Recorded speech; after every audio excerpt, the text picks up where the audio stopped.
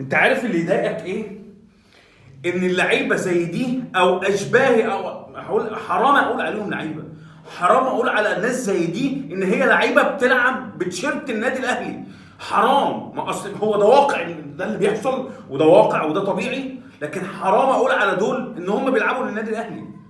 وكلامي هنا مش على الشباب والناشئين اللي نزلوا كانوا عندهم حميه وروح وجرينتا عن اللعيبه الاساسيه اللي بتلعب، عن اللعيبه اللي هي المفروض الصف الثاني في النادي الاهلي، اللعيبه اللي المفروض بتقعد دكه. لو عندي 2 أو 3 لعيبه اتصابوا هم دول اللي هيكونوا موجودين.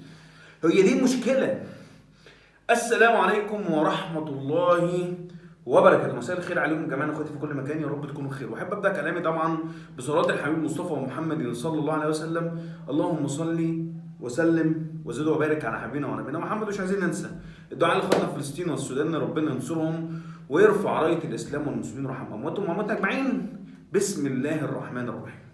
وزي ما بقول لك، هي اللي ينقط والكارثه السوداء ان مش هي مش يعني هم دول الصف الثاني او دول دكه النادي الاهلي.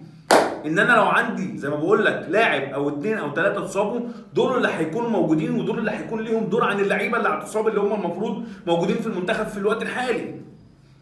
ايه دورهم؟ ما اعرفش. ايه ادائهم؟ ما اقدرش اقول لك. ايه اللي بيقدموه؟ ولا اي حاجه. ايه اللي ممكن يكون ليهم وجود وليهم بصمه؟ مفيش. طب اساسيات الكوره ما عنديش. طب انا بلعب مهاجم؟ ما اعرفش. طب بلعب باك؟ ما عنديش. طب بلعب بقى ايه؟ ما اعرفش.